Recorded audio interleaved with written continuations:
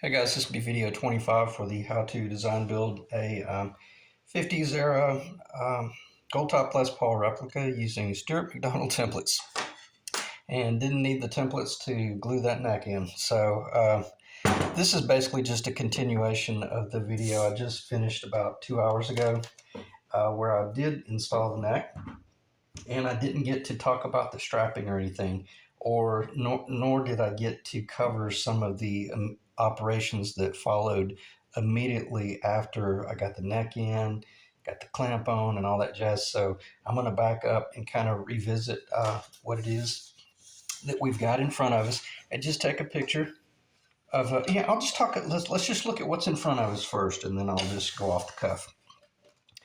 This is a trick that I came up with. I've never seen anybody do this.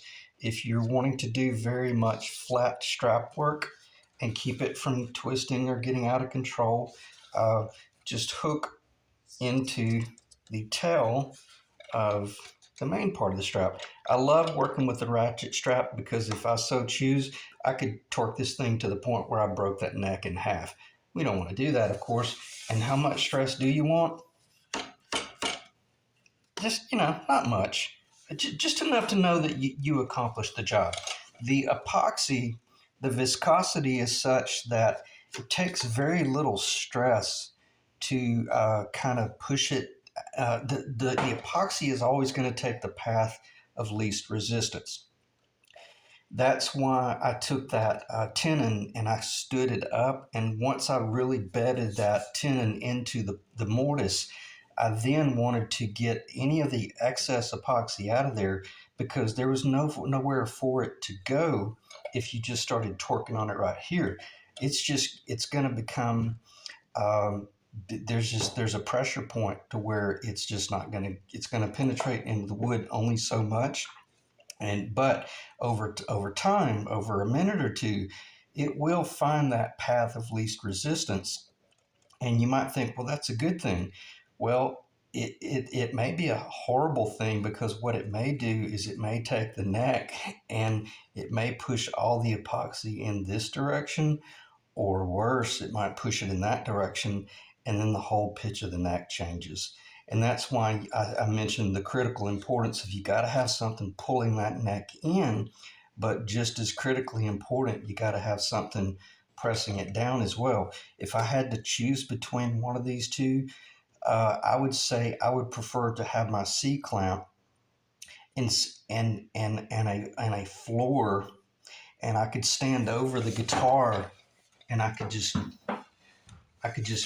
with that C clamp keep it from blowing out of the body. The sides of the body, the sides of the body would keep the neck under control, and then I can put my body weight, my chest weight up on top of the neck and push it down in the body, reach down with a cloth where it got the tape, and then I could monitor the squeeze out and clean off that squeeze out as it's coming out, and then just watch what's going on. And if something peculiar started happening, like all the epoxy started squeezing out over here and none over there, then just find out what's going on. Especially like if you had a really sloppy join and you didn't keep that baby under control, you'll glue it perfectly into place off center or something like that. So I knew that wasn't going to be an issue because this join, if there was ever a join where I came so close to gluing in with Titebond, this was it. This would have been an exceptional glue join, or joinery if I'd have just used Titebond, and it would have happened rocket fast. But I could not have done the video because I would have put all the glue in the bottom. I've got a little mister bottle, and then I would have started putting some of the glue on the tenon, and then I would have shot a little bit of mist down in the body just to make certain that nothing started tacking prematurely.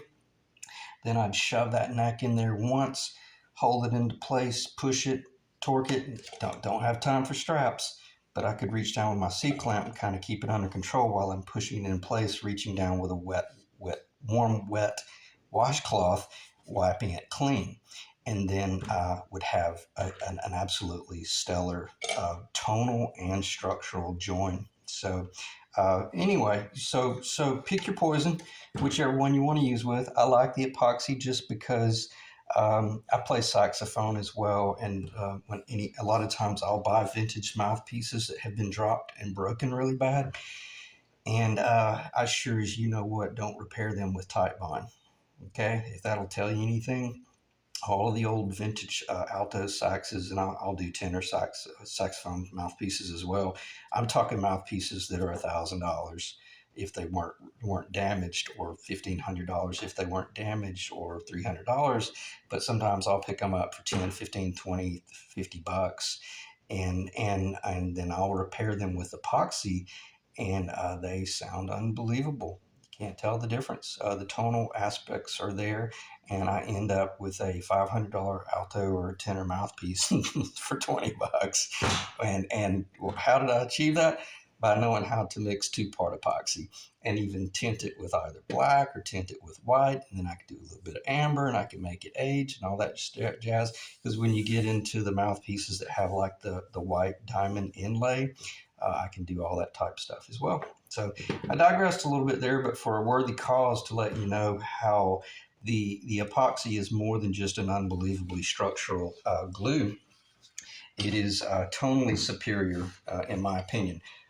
If Unless, as I just mentioned, if you have a phenomenal join, then the Type Bond is just as good. But for the most part, we don't live in a perfect world, and we're having to deal with shims and spacers and crap like that. And it is what it is. I hope that's on the camera. Hey, check see if the camera's even rolling.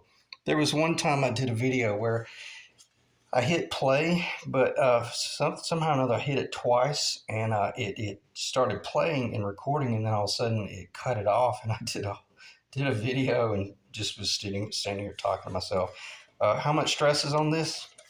Enough that you can still turn it. This one I torqued a little bit further than I probably should have, but I just wanted to guarantee that I had a phenomenal bed between this. Where's the straight edge? This transition from this plane across that plane right there, and I haven't checked this. Let me make sure. There's a little bit of epoxy there, so let me see if I can get it cleaned off. I don't want that epoxy to get on my straight edge. But if there's anything that's critically important, it is not having to come in and do any sort of blending from this surface to that surface. Because remember, way back in the early game, we did a really good job getting this pitch once. And once we got that pitch once, we knew that we could use that pitch to build the whole guitar. And then once we got this married up, and then this, see, I'm not kidding you. I'm looking under it. You can't see it, but there's not even daylight. And that's so hard to pull off. But then again, if you do a really good job on the front end, it's not that difficult. Now, see what you're seeing right there? That looks kind of like a dark spot, but that's some of the sealer and the stain where it's sealed up in either end. And that's the importance of putting that sealer on either side, because guess what it did? It stopped it right there. I've done it before where you could see a dark blotchy transition almost 1/8 of an inch up into the wood. So anyway, once this clear coats and sands and all that stuff, it'll be just stellar. Okay, so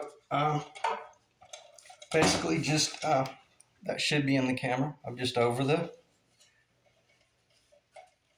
camera. No sense in coming in with any sort of block and holding that down. Just don't put too much tension on it, and you can see.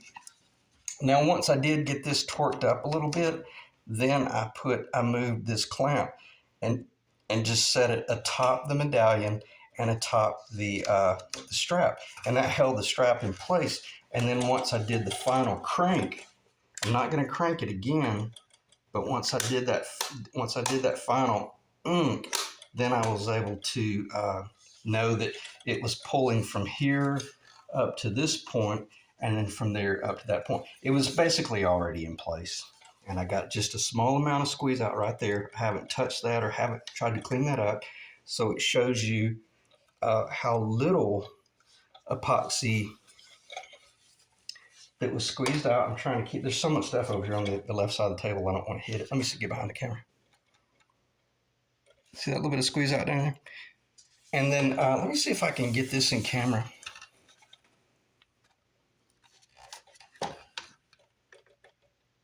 Okay, look at behind the tenon and where the tenon meets the body. There's a little cavity down there.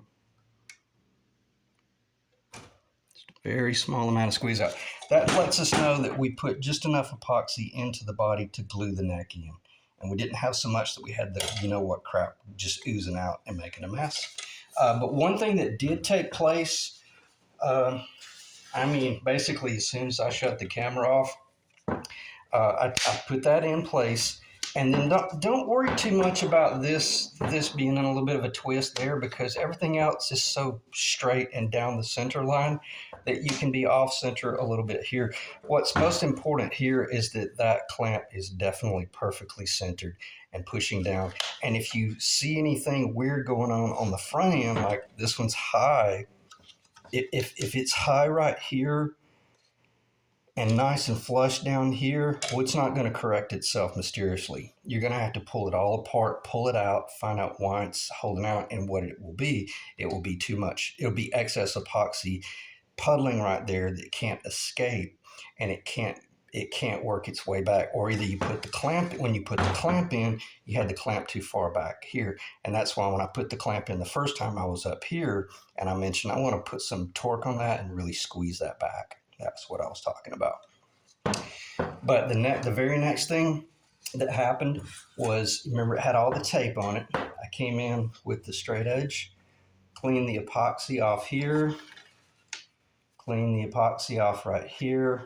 Always be thinking about your placement of tools so that you have access to reach back in here and do things, whether you're using little sticks or you're using something.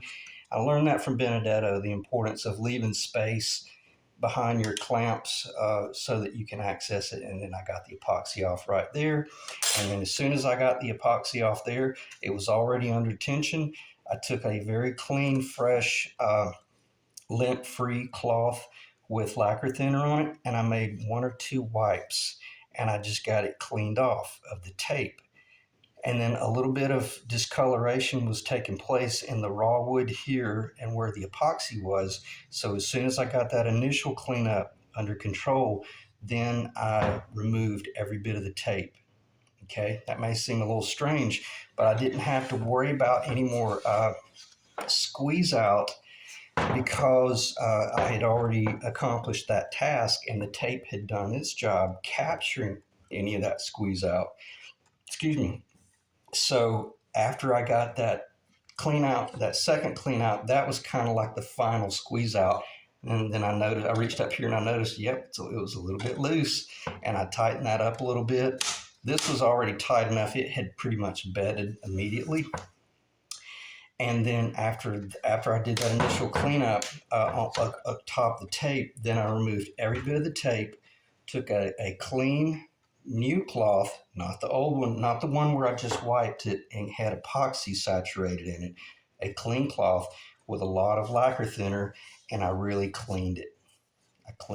It was already fairly clean. And I will say this, if you look down and you saw a big puddle of epoxy, well, get it off. But before you do any of the cleanup after the tape is removed, because you do not want to transfer any epoxy into this mahogany if you can help it. Now, it's not the end of the world if it does happen, but if there is a little bit of epoxy there, get it off and then start cleaning it. Give it a little bath. Even so much so that if I washed it right here, I immediately washed the entire body all the way back. And then if there was a little bit of dribble here, not only did I clean it there, I went ahead and I washed the whole body, kind of loosely, not up under here, but just kind of, you can almost see the water line right there. That kind of blended any wetness in, and it kept you from running into like a polka dot Dalmatian guitar. Okay. And then did the same thing right here where I kind of a wiped and cleaned and washed and got a fresh cloth and wash that and clean that. Paying attention not to melt the binding. Don't clean up with acetone. Your acetone will melt your binding just immediately. Always use lacquer thinner and or maybe yeah, probably you're probably gonna have to use at least as hot as lacquer thinner. I don't think you'd be able to use mineral spirits. That might make matters worse. Okay. All right. So a lot of just general conversation there, but I think it was for a worthy cause. And I'm going to end the video there. There's no sense in talking about anything else, I don't think. It's only 15 minutes in. Yeah, let's just go ahead and make a video out of it because we're trying to figure out how to build a Les Paul. And if anything, I'll just go off the cuff here, and but not waste anyone's time. Again, this is not for entertainment purposes. But then again, sometimes it is, I guess. What should I talk about? All right, what could go wrong? What could go wrong? What could go wrong? Anything that could have gone wrong, you should have dry fit this. If you've never done this before, I would say do this whole order of operations first dry. No epoxy in there, because if you didn't know the importance of keeping that ratchet out of the way, you might put that ratchet up here and you might transfer the tension improperly on the guitar, or you might have the ratchet right here only to realize, oh crap, now I can't even get under there to clean anything. So, keep your ratchet head out of the way, keep the straps. If anything, the ratchet could have been down there even further, and it would have made it even easier to have rolled that out of the way a little bit. If I had to do assessment, because that's something I failed to talk about. You should have been doing an enormous amount of assessment as it was in its initial stages of setting, not necessarily drying, but as it was beginning to settle. I should have used the word settle. As the tenon was settling into the body, you should have been monitoring that like a hawk. Because if you built the guitar properly dry, and you came in and put too much epoxy, well, you will have lost every bit of your work. Because if you get off a